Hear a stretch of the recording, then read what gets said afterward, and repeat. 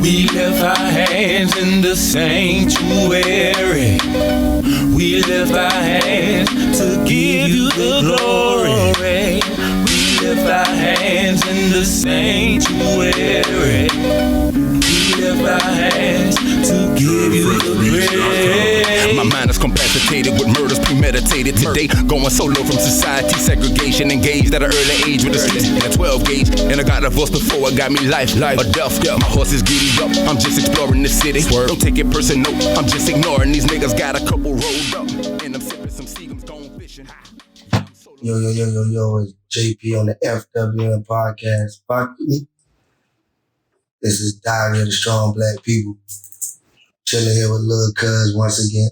What's good? What's going on with you, Lil Cuz, man? You know, shoot, we ain't been in the gym in a while, man. This boy been trying to get his voice back. So, you know, yeah, but we gotta put the work in. So, you know, before all that happened, I let a couple people hear, you know what I'm saying, what we did. And they were like, hey, so what that young fella got going on?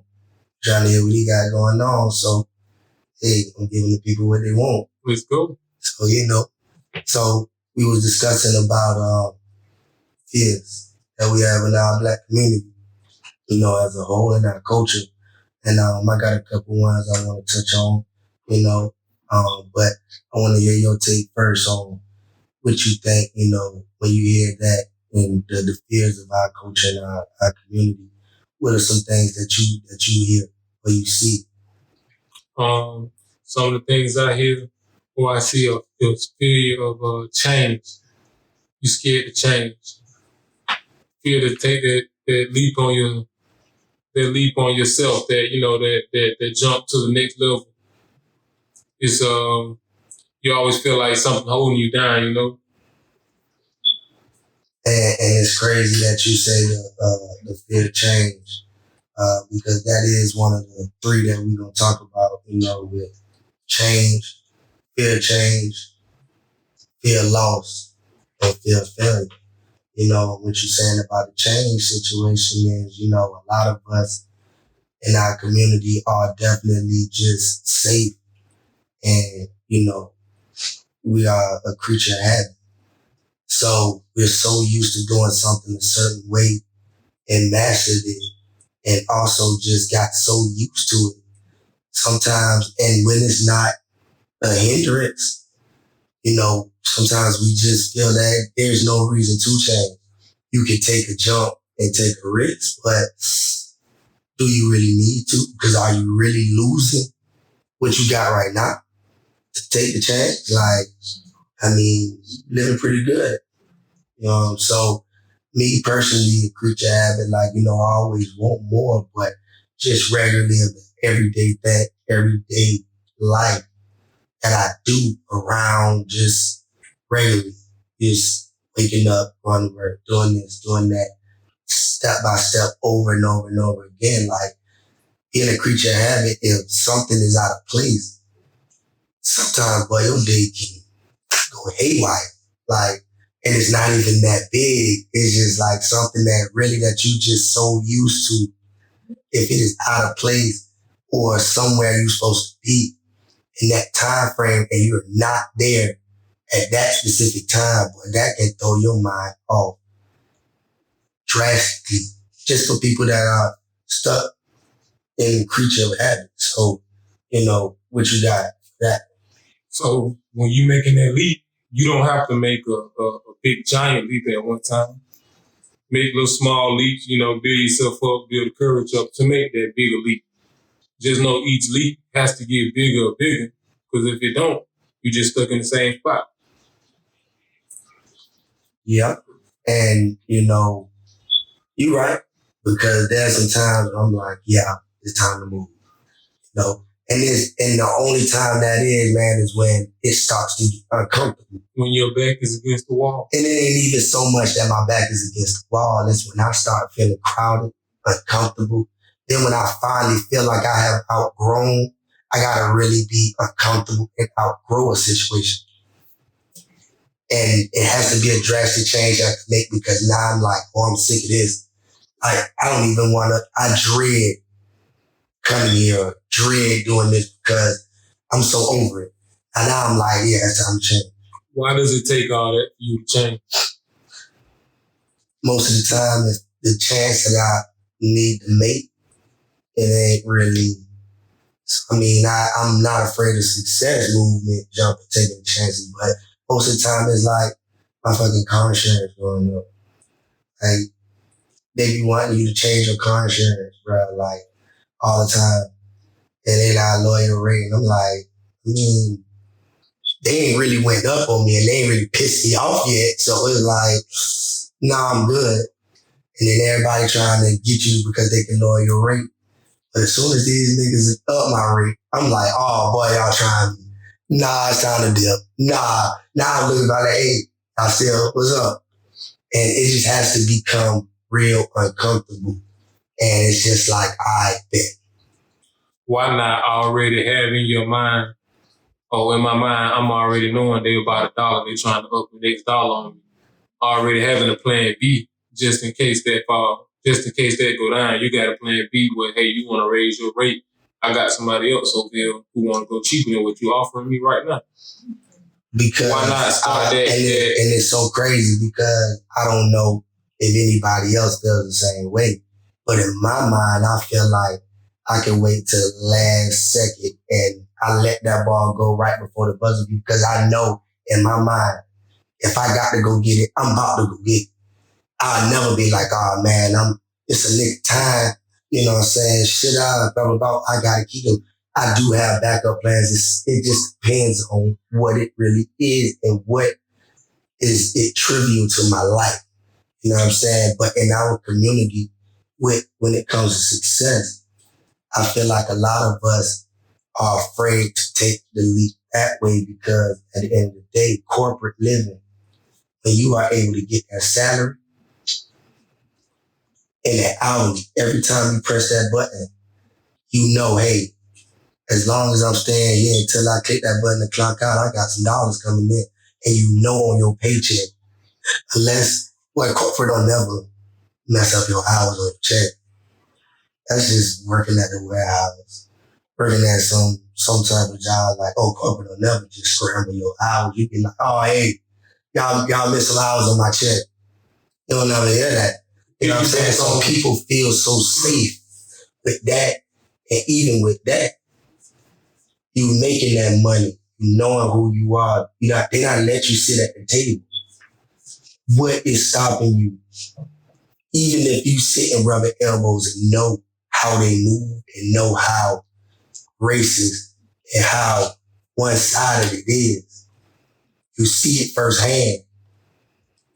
The sustain of you feeling so uncomfortable now, what would still not make you make that change and bet on yourself? Working under the white folks that long and knowing that type of success you can touch, you seeing how more successful they are, you should see that and still be able to look at that eye and say, man, they treat us so wrong. But to be able to know, but I know the same thing y'all know. Y'all may try to keep me down to where y'all don't tell me everything, but to go back and help my people to start a firm or start another business, I know enough for a small thing to get it kicked off before it becomes big.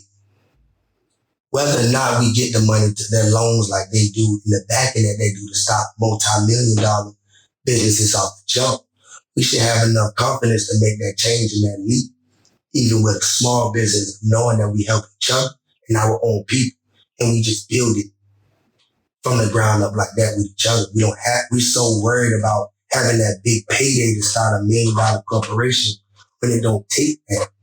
All we take the small bit for our people, take that seed and make it grow with each other, you know, and that goes into the next one where the fear of loss, you know. Now you feeling of knowing that you're safe in a certain area, you know, and it's cool with you and you're comfortable. It's still feeling like, you know it's X amount of money it takes to jump out there. people want in their minds hope and success comes so fast. They don't think of, they know that you're going to take a loss. You're going to take a loss. There's nowhere in the world that you can keep undefeated life, just anything business, undefeated is far-fetched. They know that loss is coming. You just don't know how much the loss is. So they'll go into the culture difference. Okay. The Europeans, they prep. They prep for it. They know a loss coming. They know how to bounce back for the loss. They know how to plan for the loss. Mm-hmm. Like you said, more of us, we're so last minute. And that go back to when we were talking last week about what we see on TV or the internet. They always show us last minute getting it together. And that's not us. We can prep too. We can prep, plan for the loss, and be able to bounce back from the loss greater than what they can. The reason why Black folks don't do it, and it's hurtful, because the thing about it, we've been held down for so long to we're on a mental mind that they were able to hold us down mentally for 500 years. So even with that, bro, they are cool with playing the long game because they know they got generational wealth. They're cool with saying, I know my great-great-great-great-grandchildren, for my diligent patience in holding these niggas down for so long, they will benefit for this. They will benefit. But on our end, none of our generations ever had anything. So the thought, and then the life expectancy, the only reason why we're able to see so far down that generational line, rather than them being able to, is because we have children so early in our community. So we're able to see our possibly great grandma. And the thing about it is, in our community, we're like, even if we're able to see that down the line, I want to be able to flourish and enjoy. Because I ain't never had nothing. For me to build something for somebody, a generation I ain't gonna know, see, or damn near remember, I deserve it right now. So that is a very selfish mentality that we've had as a culture, but that is just how it feels, because when we get something, we want to hold on to it so much. And if you lose it in our community, the mindset is, if I lose it, how fast can I get it back? And if I lose it, boy, what if I never get it back? And you brought up generational wealth.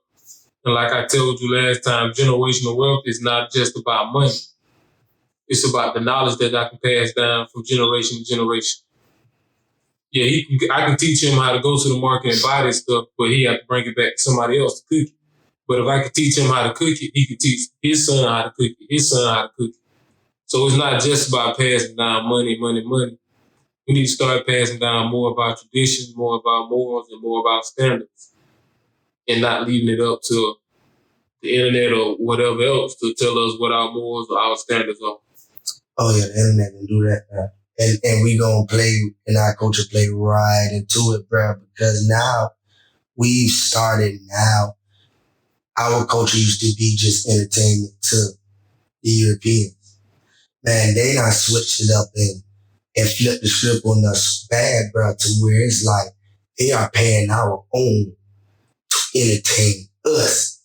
And we know how funny and how entertaining we are, because we still want to self-consciously fuck with our culture, because we like, bro, I know you got talent.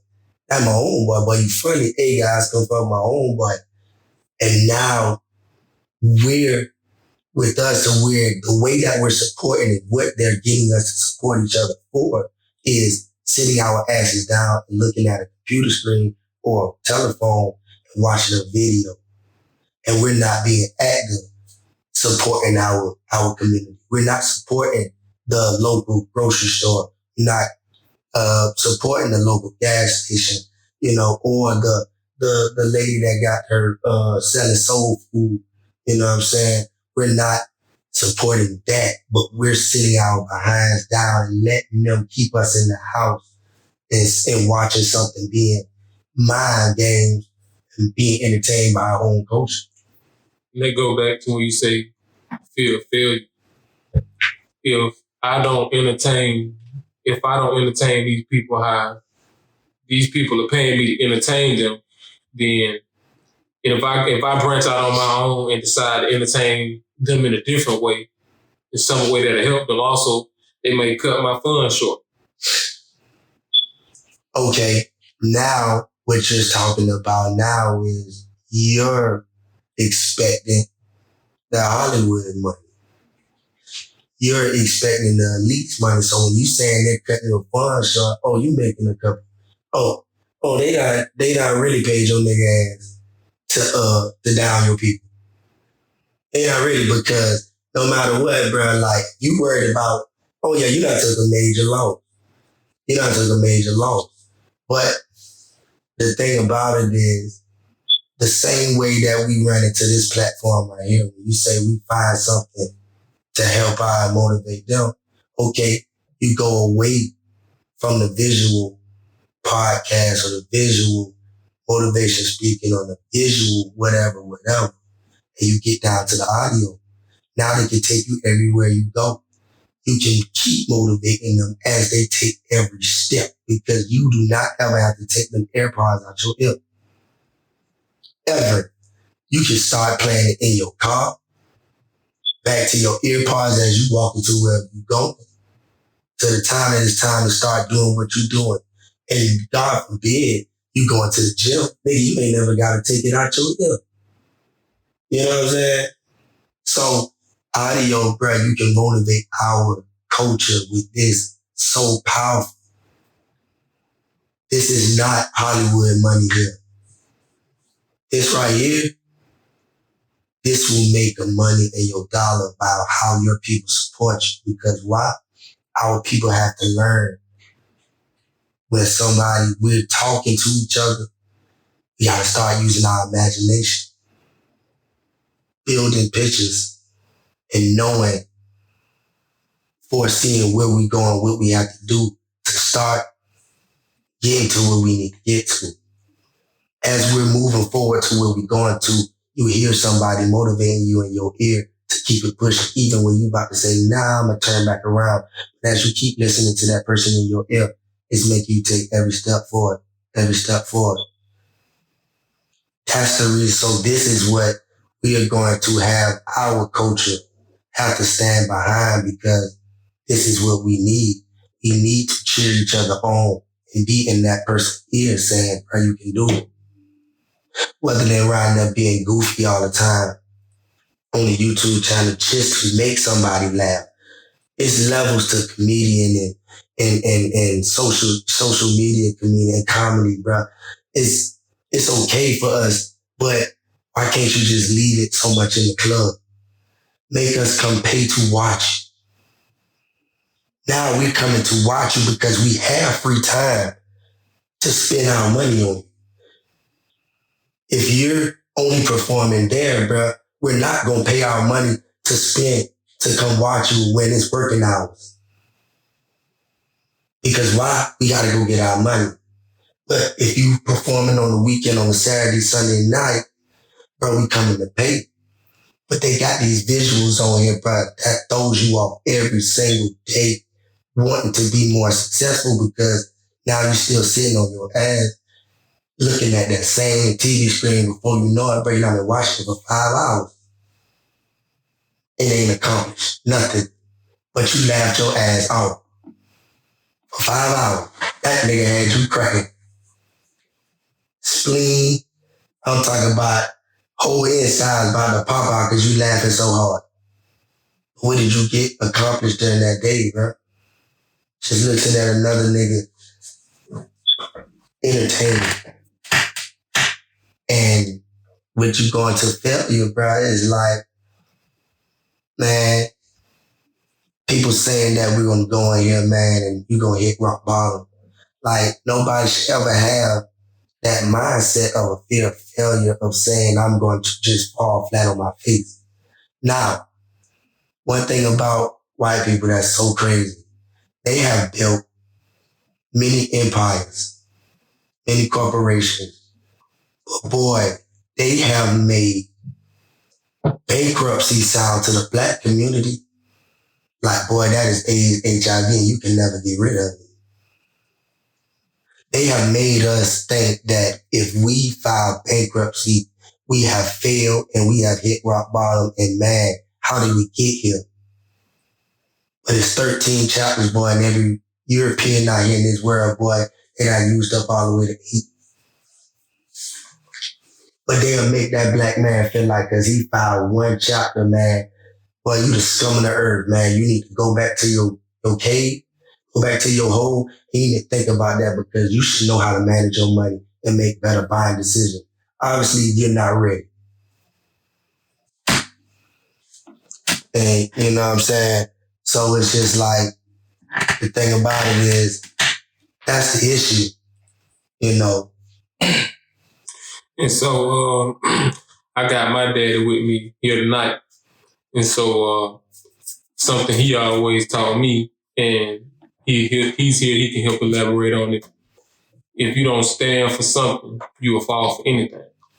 So if I go out there and I fail and I file this bankruptcy and they tell me, oh, you the scum of the earth, but because I stand on my beliefs and my morals and everything I want to achieve, I know that I may take this loss one time.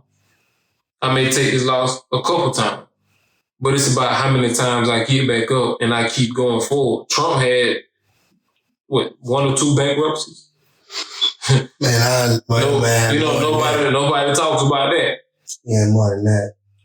But, I got my dad here with me tonight, and he can fill you in on his opinions of it. Well, the way I feel is, as a people, we have been oppressed for so long. And the state of oppression goes a whole lot deeper than just the word. It's a term I would use is, as a people, we have become self-cannibalistic, meaning we have been not only oppressed, but we've been taught the oppressive nature. For an example, as a people, as a black man, we want more. We want things, but we've been conditioned for so long on how to make a profit. So now we have become self-cannibalistic to ask, for example, let's use another race, where we're following their lead as being self-cannibalistic, meaning let's just cut the bull and go straight to it. White people have been profiting off of us for the longest. 2, white people have been profiting off of misery, off of our misery for the longest. But that gets me to the point of the word self-cannibalistic. Now we have become a people that we have started to cannibalize our own self, no matter what the cause is. As a race, as a black man, as black people, we're the strongest that God has made because we will stand up for a cause. And we would die for a cause. If you don't believe me, just look at our history as far as just trying to be free. Trying to be free. Let's go deeper than trying to be free. Just trying to be labeled as a regular person, where it's known that our United States Constitution calls us a fraction of a human being. Now, with that in mind, how in the world could we allow ourselves to fall back into those same footsteps? We become cannibals. We profit off of our own misery. Now I'm gonna go deep with this. When there's a cause, a just cause, Everybody jumps on board. Let's use, no disrespect, let's use George Floyd, when a perfect man. He had issues just like everybody else had issues. Did he deserve to lose his life the way he did? No, he did. But the thing I find most disgusting about that, not how the white folks treated it or downplayed it, we shouldn't be upset about that. We should expect that. That's what they do. That's what's been going on for years. But how do we act in return? When it's something hot, everybody's on board. But when the fire goes down, that doesn't mean that it's still not there. It's just like using your grill with charcoals. You don't put your meat on the grill until the charcoals turn white, till they cook down. But just because you don't see the flame, that doesn't mean that the flame is not there. So what I'm saying about the self-cannibalistic part is now we are starting to profit. God gave me a vision, and I had some shirts made. And, my vision for those shirts was for every household, starting with every Black household. I wanted to go beyond Black. I wanted every household to have one of these T-shirts. T-shirts said, America, can you spare some change? Because change is what we need. It cost me a lot of money to have these shirts made. Another Black person made the shirts for me, and I appreciate that. But, I got taxed. My mission for these shirts was just to give them away. I couldn't, with a clear conscience, I could not sell them for the price that I paid for them, because now that refutes the message that I'm trying to send. So what I'm getting at about the self-cannibalistic part is now we have turned to people that will profit off our own misery. How many times have you went somewhere after a tragedy done happened? It's all kind of memorabilia out of being sold. T-shirts, hats, this, that, and the other. Everybody trying to make a nickel and forget about the true meaning. Forget about the cause. So now we have fell into the same footsteps, the same trap, that they do to us. Basically, we dig a hole, we get some sticks and some leaves and cover it up, but we forget where we dug that hole. So now we walk and we fall right into our own traps.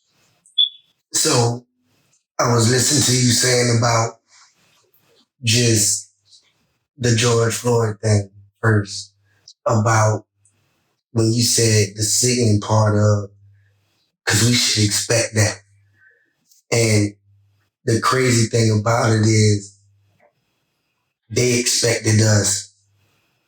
The narrative was we were going to riot, burn, do all kind of vandalize everything. But even with the sight of knowing how disgusting and how blatant that murder was, and how it was definitely, race-baited, bro, we still not only after that just asked them, bro, just stop. We don't even go and riot and storm like we're supposed to. We still ask for the bare minimum, just to stop. That's all we asked, was just to stop. We can definitely be asking for more, or definitely forcing more, but y'all won't even take that. Y'all won't even take us just saying, bro, all we ask y'all, we will let y'all walk free if you just leave us alone and just let us just live. We gotta ask to just live, not to survive no more, but we have to ask to wake up the next morning, not to wake up and try to figure out how I'm gonna pay these bills and how I'm gonna go out here and make a living for my family. We have to worry about asking, hey, please, can you spare my life today, son? do your mind, son, just one more last date. If you don't mind, if you don't find it not robbery, that I should be able to go these whole 24 hours and live the best way I can. Boy, how despicable and how much privilege do you have to have and confidence in your privilege to blatantly do that to a culture, and how emotionally and mentally damaged we gotta be as a culture to still allow it. You know, it's amazing. It's amazing. The stuff that we have endured, the stuff that we continue to endure. My son, I can remember trying to teach my son how to drive. And he learned to drive real quick, and he got that. But part of the lesson wasn't just the basics to driving.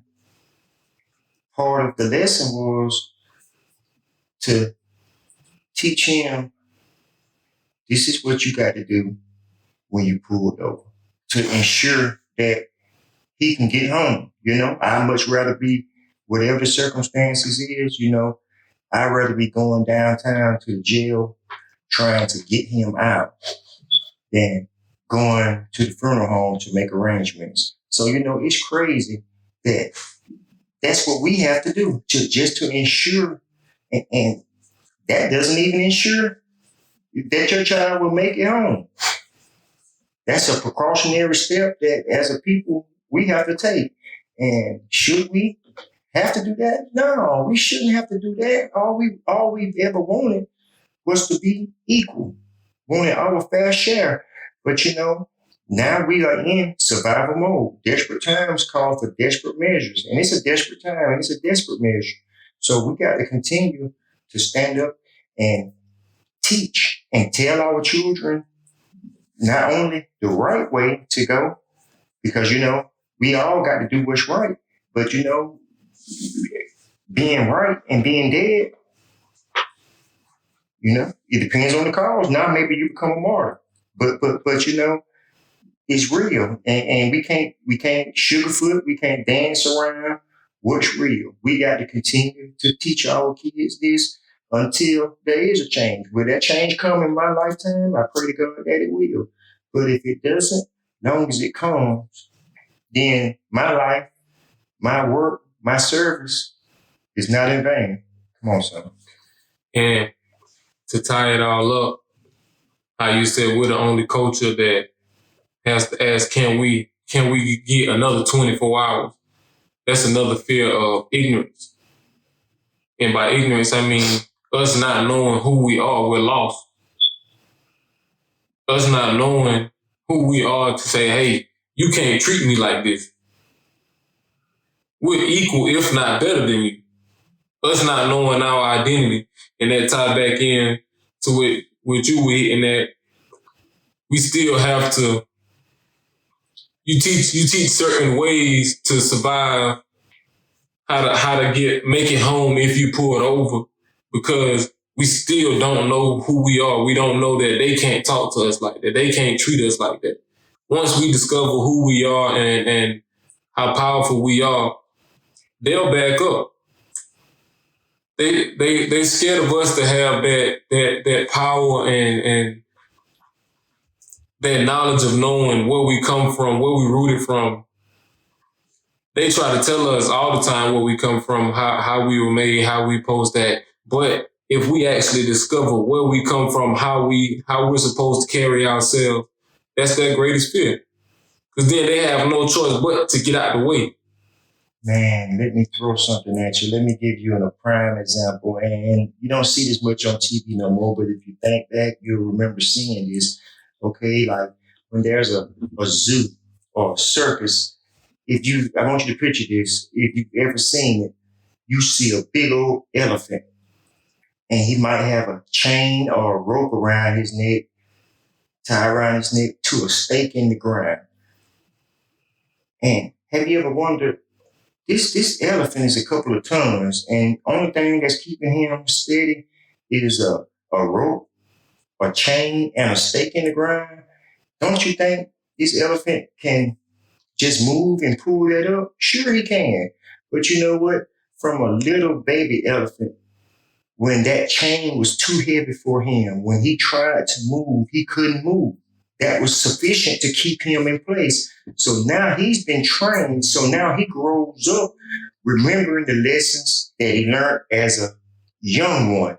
Well, you know, when I was young, no matter how much I struggled, how much I tried to get free, I couldn't get free. I couldn't get free. This had me bound. So now as an adult, his mindset is still back to the lesson that he learned, that this was sufficient to hold me in place. So now it continues to hold him in place, you know, and it's all in his mind. He has the power. He only takes a fraction of his power to pull the stake up, but he's been conditioned. So I'm getting at that. We've been conditioned to believe things for years and for years and for years. So now that we believe these things, they become true. They become fact. They become our reality.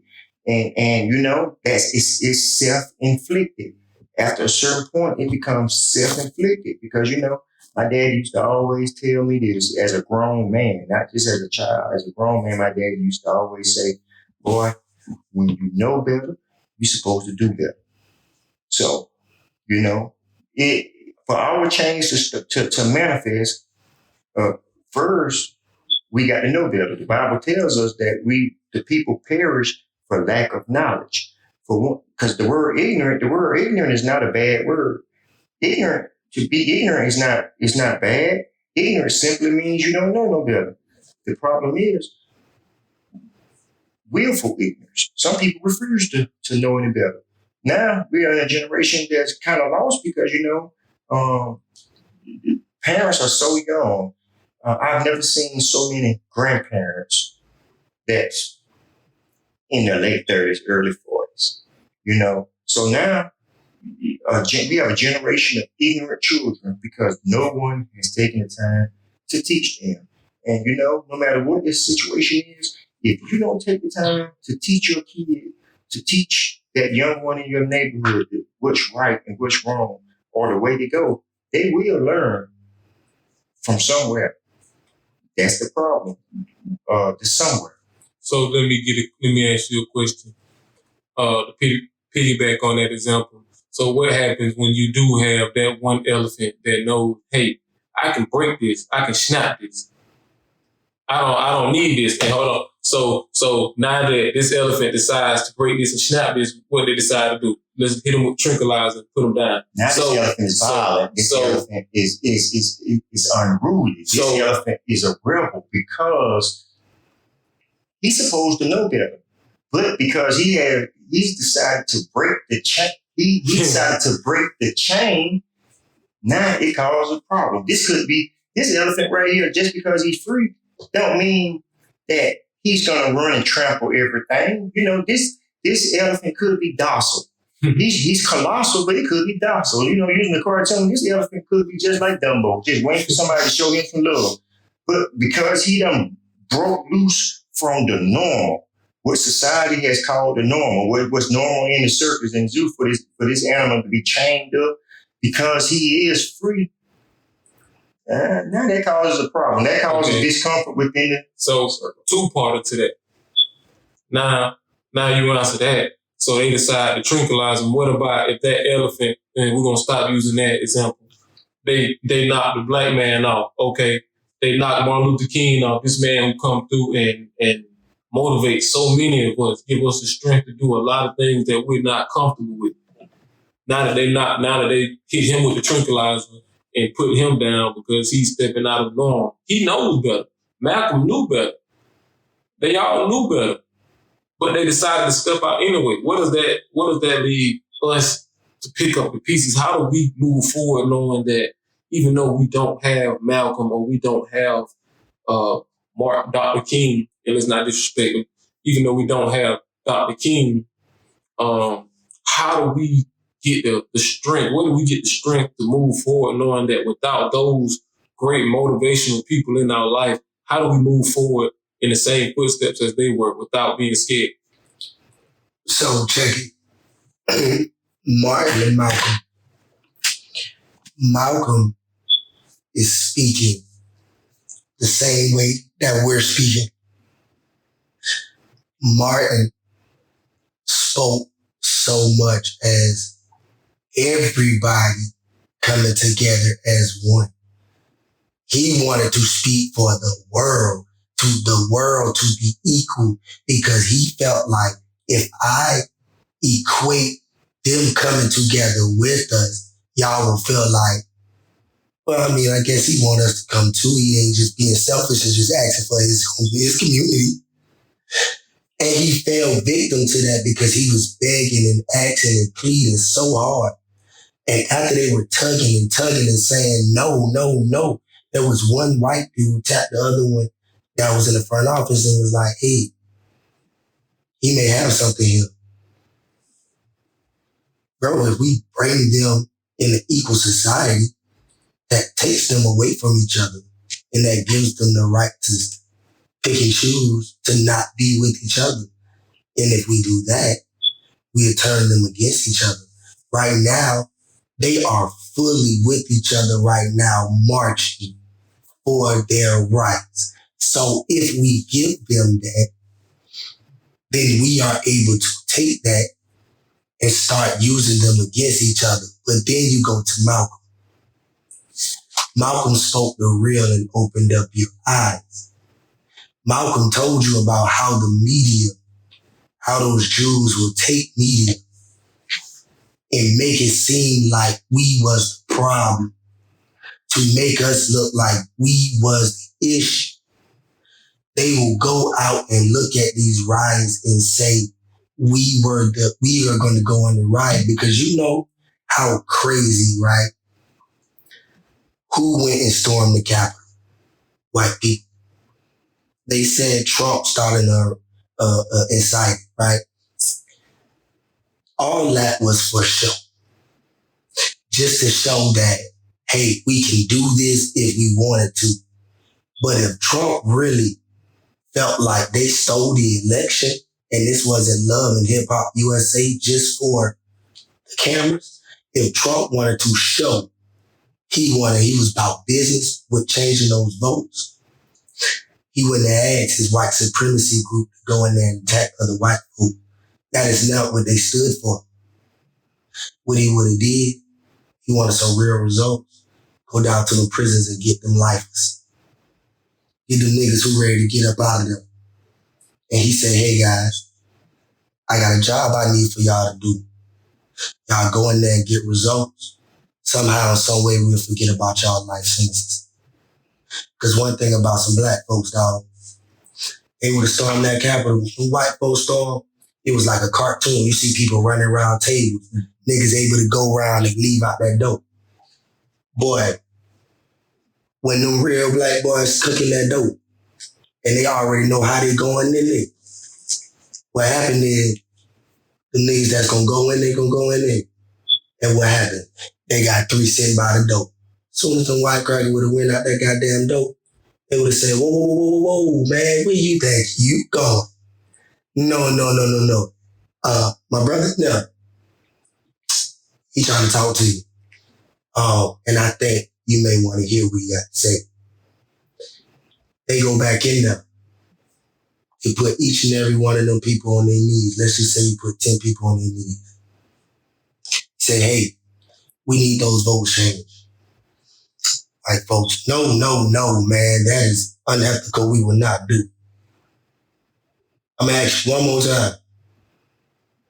Change the vote, because we always got to make sure that nigga ain't said what we just said. So we going to say, hey, I'm going to tell you one more time. We need them votes changed. He say no. See, white people shoot one by one and make you try to feel like they gonna make you suffer. Black people get straight to the point. I done knocked about half of your goddamn population that was in here that make a difference with what goes on and don't go on. Now you got, as that white man, you got a choice to say, oh damn, if he done put 5, it's only 10 of us. I'm the 5th one at the end. He may not shoot one by one to get to me. He may shoot 4 and give me a 3rd chance. But this nigga look real crazy. He may just, if I say no one more time, shoot. And what happens? Now, they know they're not doing that solely for the black community to win. Because if they felt like those black guys kicking in that door to get a result for themselves, white folks so selfish, before they let the black community win, they are off themselves and let you kill them and die for what they got going on so you do not win. But if they knew it was for Trump, he'll make sure you don't get down that line and shoot him. He'll make that decision to flip them votes. But check this out, though. Check this out. Now, I'm sitting here thinking, and thank God for what he's done for the people that he had put in our paths to help lead, guide us the way. Dr. King, Malcolm X, those were anointed vessels that were being used. I don't care what religion you claim, they were, because there is a God above, and they were willing vessels. They were willing vessels. The thing about that is, a dream, they say, the saying says, only thing that comes to a sleeper is a dream. But because you went to sleep and you had a dream and you wake up, does that mean the dream ends? No, the dream is still there. You know, we remember some of our dreams. So you know what? The dream is still alive for us. And that's what we hold on to, the dream. Because, you know, all dreams you don't remember. But some dreams you do. Come on. So, to leave everybody off, they just passed federal law Juneteenth. So, is that to shut us up?